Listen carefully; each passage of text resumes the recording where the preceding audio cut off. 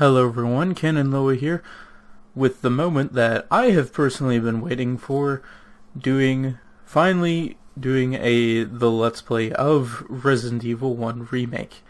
And unfortunately, I did kind of run into a few problems, but I did find a solution to them. So, I'm gonna go through those. So going into the options here, I am going to be playing it with widescreen.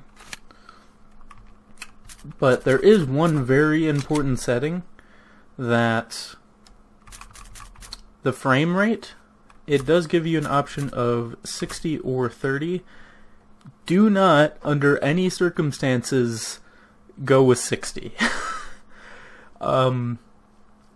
Basically what happens when you put it as 60 frames per second is that for cutscenes, the audio is significantly desynced, and it made pretty much every cutscene feel extremely awkward. And the gameplay, it made everyone move in slow motion. So, yeah, maybe at the end of the Let's Play, I'll throw in a bonus episode of what it's like being in 60 frames per second.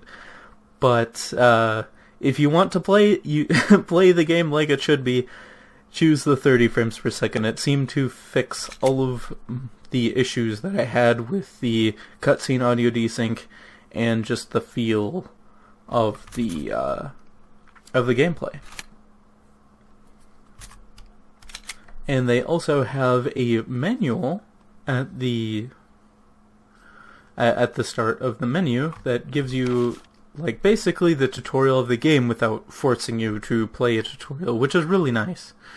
And it also says, for a new game, there is a question at the beginning of the game that does change the difficulty, which is kind of weird. Instead of just having a standard difficulty select, they ask you a question that determines the difficulty, which is kind of neat.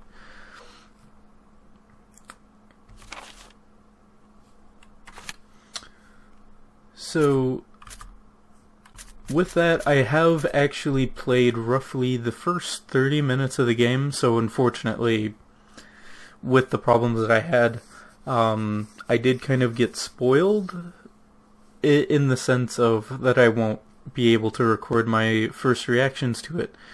So, my history with this game is that I have watched a Let's Play of it on Rowan Mithrill's channel a few years ago, and he played the original 1999 version, and then the remake, I think, was made... I'm not 100% sure, I was gonna look it up before I started this, whoops, but I think it was made, like, in the mid-2000s, and it was put on Steam on PC here in 2014, so that's what that year is down there. So, since it was a number of years ago and I don't remember too much about it, I am effectively going in completely blind, especially with the graphical differences make the game feel vastly different, in my opinion. So, going into a new game... Resident Evil. Resident Evil. I quite like that as well. So, widescreen... The controls, you can make it so that it has, I'm guessing, the same controls regardless, or alternate controls. I didn't really have a problem with the alternating controls, but now that I think about it, I should probably... I'll try original. If I change it, it'll be down the line. So it's subtitles on. So here is the question that determines your difficulty. So... how do you like your games? And do you like your games like climbing up a mountain? do you like your games like going on a hike, good exercise but not too strenuous, or like taking a walk, you can relax and enjoy yourself? I am going to choose the middle difficulty, which I did kind of look at some of the achievements, and apparently this is... the hardest difficulty is considered normal, then easy, then very easy, which is really odd to me. You would think it would be hard, normal, and easy, but I am going to choose the middle difficulty. And you can choose between two different characters to start with. I originally was going to choose Chris as my first playthrough, but I did do some research, and people recommend playing as Jill first for both the storyline and the feels of the characters. Chris has more hit points, but Jill has more weapon options or something like that. So I'm going to have to take their word for it and start as Jill here. Jill Valentine.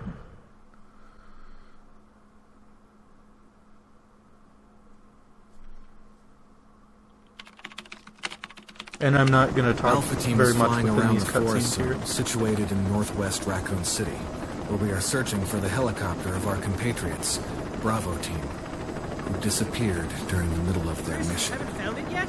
No, not yet, Brad. Bizarre murder cases have recently occurred in Raccoon City. There are outlandish reports of families being attacked by a group of about 10 people. Victims were apparently eaten.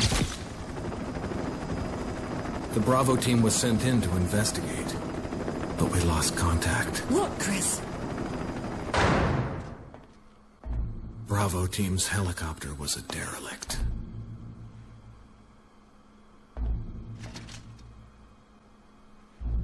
Save for the remaining body of Kevin.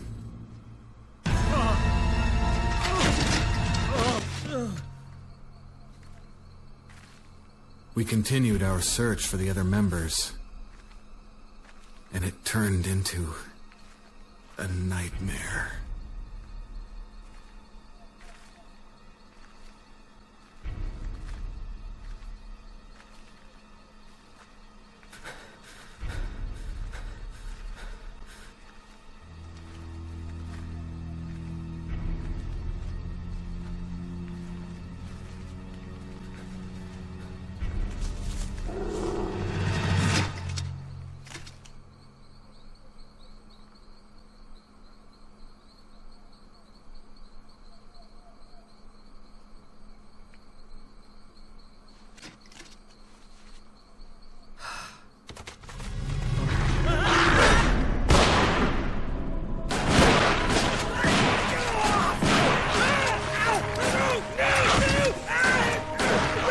Ouchie, ouch.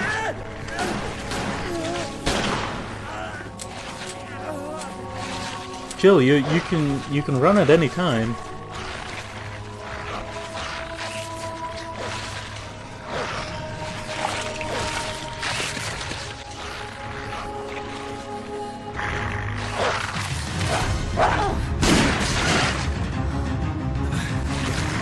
Come on!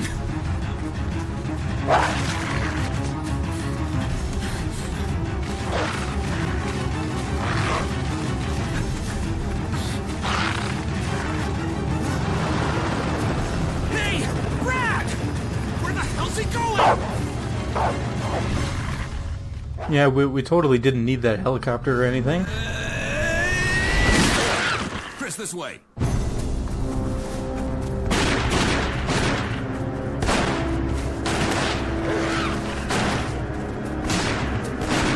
Damn it! Make for that mansion!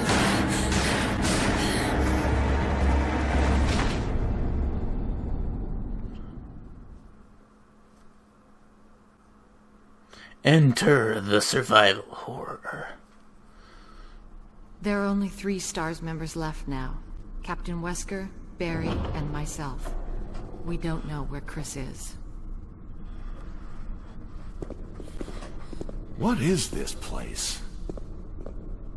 Not quite your ordinary house, that's for sure. Hey, Wesker, where's Chris? Jill, no! You don't want to go back out there. But we've got to find... What was that? Chris? No. Jill, go and investigate. I'm going with her. Chris and I go back a long way. All right. You two go. I'll secure this area. Stay sharp.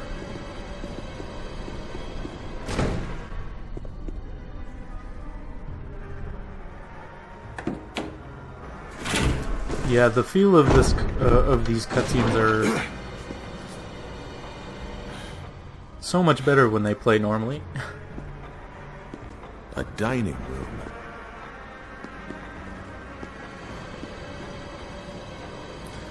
So now, we are now in control.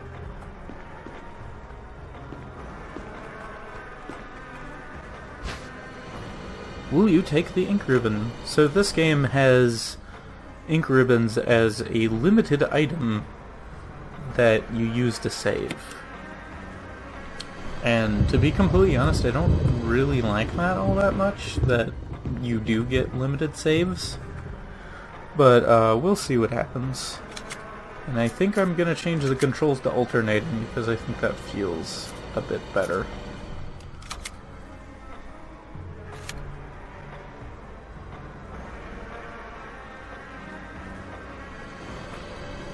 Speaking of typewriters, it's an old typewriter.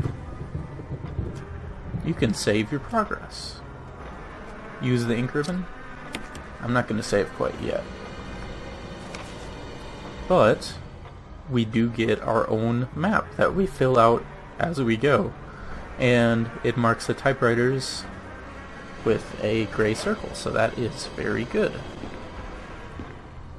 Getting used to tank controls while playing on PC is something. I think you'd better take a look at this.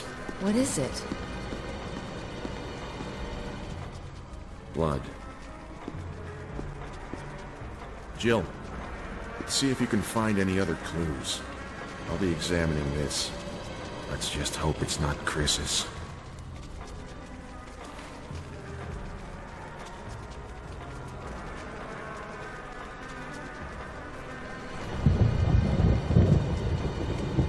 Alrighty then. So time to explore the spooky mansion.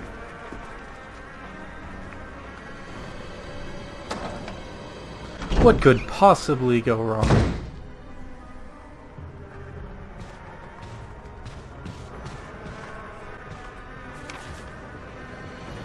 And it does seem to mark the entire hallway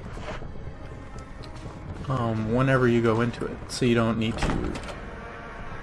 It's locked. An emblem of armor is carved into the lock. Alright.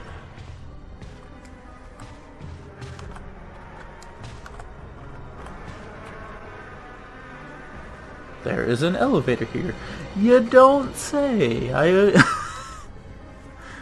It doesn't look like you can access it from this floor.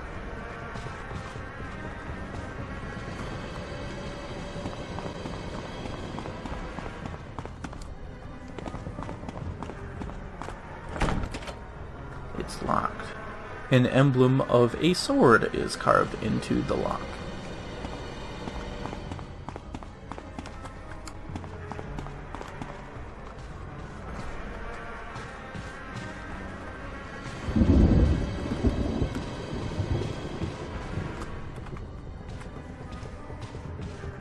So yeah, when I was playing this with 60 frames per second, imagine going like a third of the speed, and that's what it felt like. It was not a very good experience.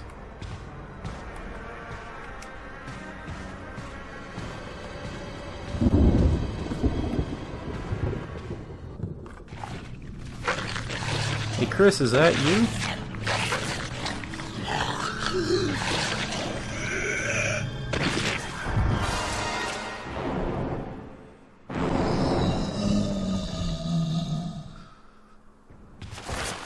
Yeah, I don't think so.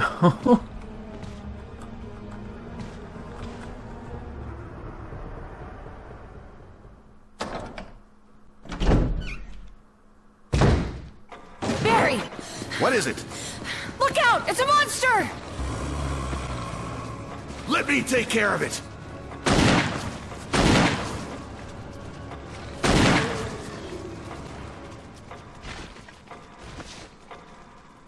What the hell is this thing? I found Kenneth killed by this thing. Let's report this to Wesker. Better your ammo than mine.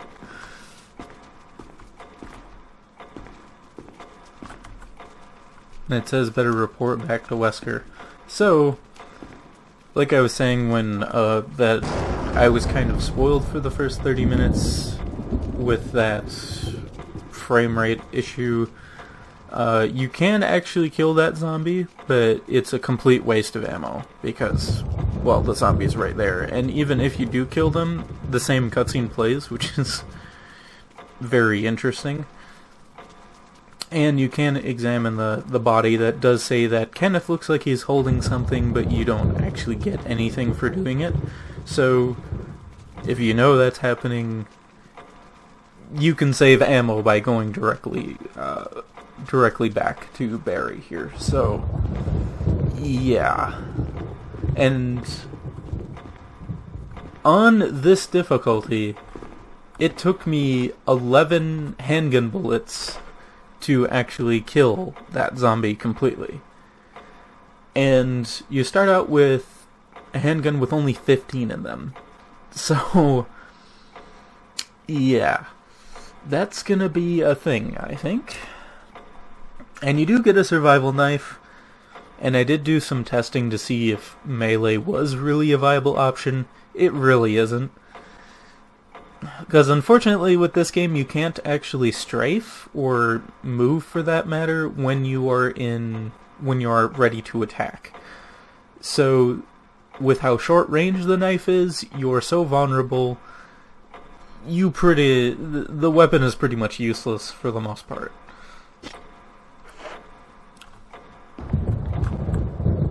And this clock seems important. When the two have run each other through, the path of your destiny will open. Totally not ominous at all.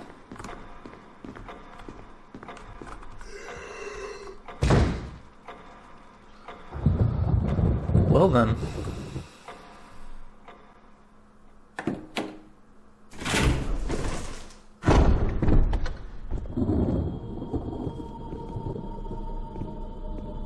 Wesker! Jill, help me look for him. Let's not leave this hall. Good idea.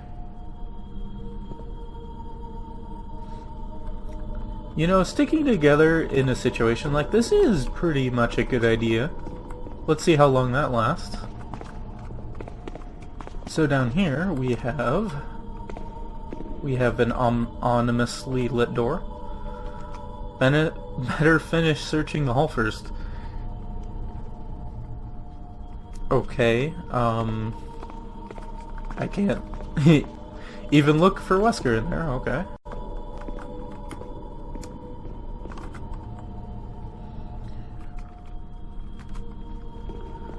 So pretty much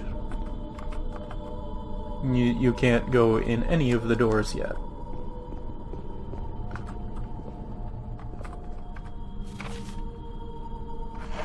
And we are in the main hall. I actually did try to open the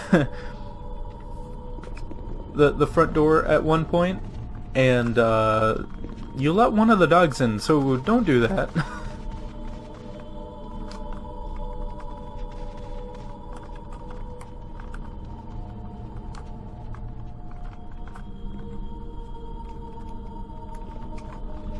It still says the same thing, so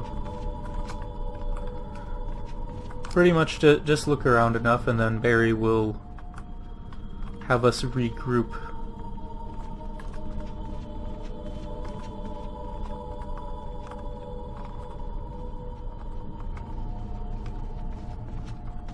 Nothing seems to be up the stairs. Barry. Any luck, Jill? No, nothing. What's going on around here? I can't figure it out. Me neither. Same here. Chris, and now Wesker. There's not much we can do. We can search for him separately. I'll investigate the dining room again. Okay then, I'll try the door on the other side. This mansion is gigantic. We could easily get lost. Let's start from the first floor. Okay. Oh, I almost forgot. It's a lockpick. You'd make better use of it. You got the lockpick. Thanks. I may need it. Listen, if something happens, let's meet up in this hall. Got it? Okay. Well, judging on how those monsters are, I don't think you would make it to this room again if you were in a dire situation. Nice job. Because, you know, we just can't stick together to make sure that none of us, not more of us, get killed or anything, you know?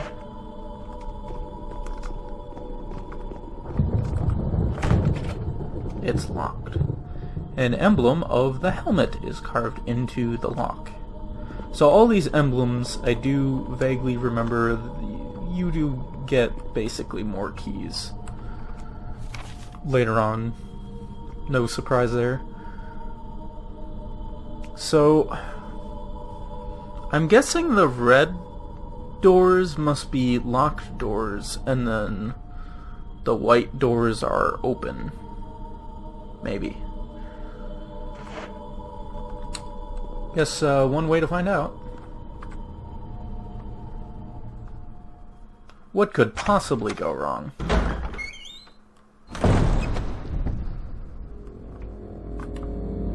So I did enter this room before, but this is as far as I got. So basically from this point on, I will be completely blind with pretty much little to no foreknowledge of anything. So, this is where the fun begins.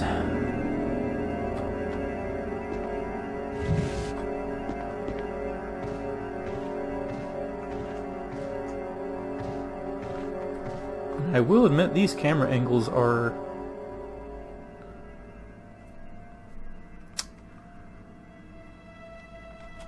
something else. I don't want to go down that hall just yet. I do want to see if I can push.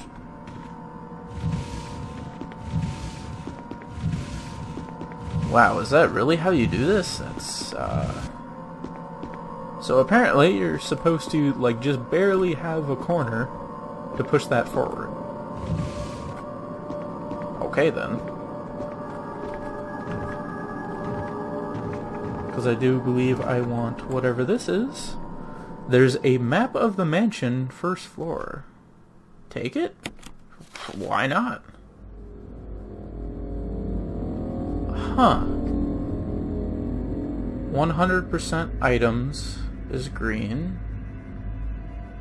And red is in progress. And I'm facing, okay. I did not know that's how maps worked in this game. I mean, it kind of makes sense. It actually really does make sense. But at the same time, I was kind of expecting, you know, you made your map as you went. Instead of just... You got the map of the mansion, yada yada. I was expecting you to basically need to make your own map from that point onward.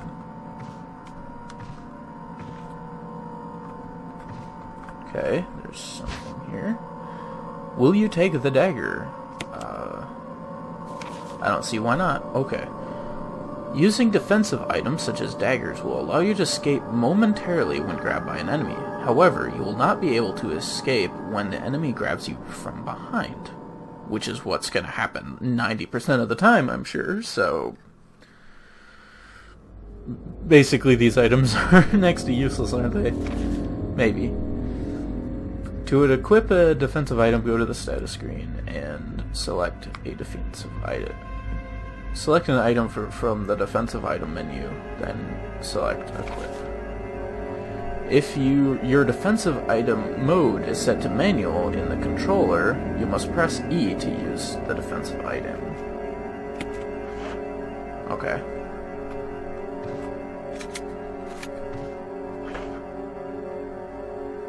Alright. I do believe that I have it on automatic, though.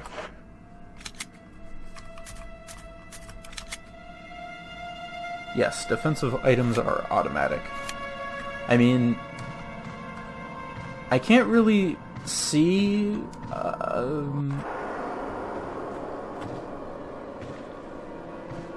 well... I guess they're gonna...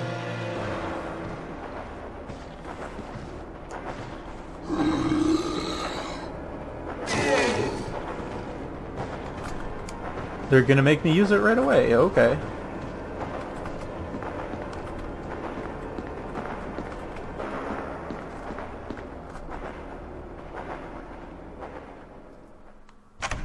You know, it would have been nice to save that for later.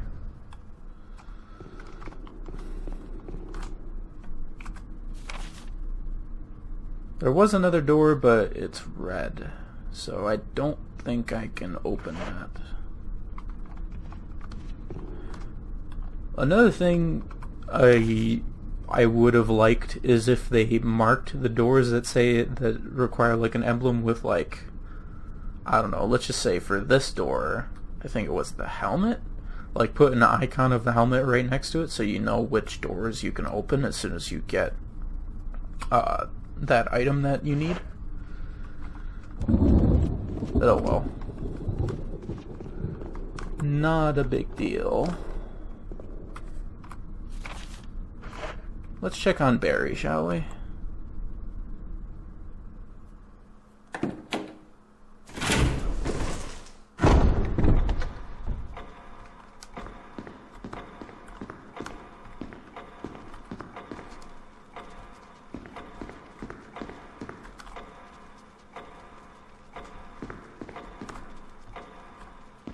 I think I hear something.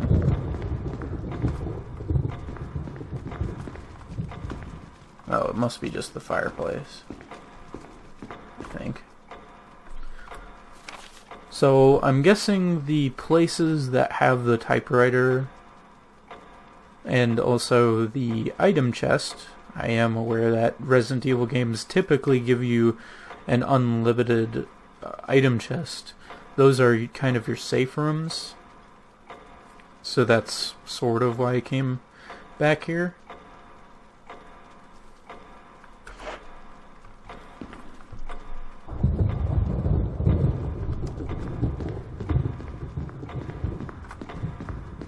Well, looking at my timer, it's about that time. So this is the first steps in exploring the wonderful mansion of something.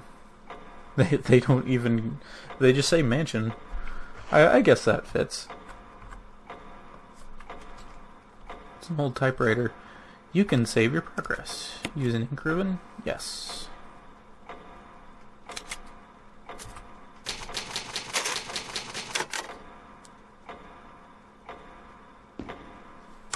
So before I end this part here, I do want to mention a few things regarding my background with these types of games. I've played Silent Hill 2 and Silent Hill 3, and they have the fixed camera angles, the tank controls, all of that. I played it on console though, so that's why the tank controls are so... I have not adjusted to them yet.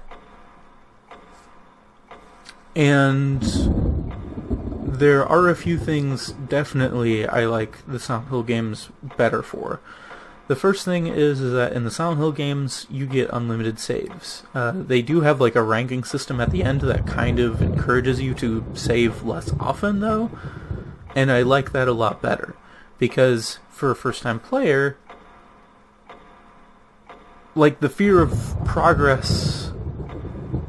The fear of losing progress, I don't think should be really something that should be holding me back. I mean, the fear of losing some progress, sure, but losing a lot of progress, or running out of ink ribbons, for an example, I think I really don't like that aspect.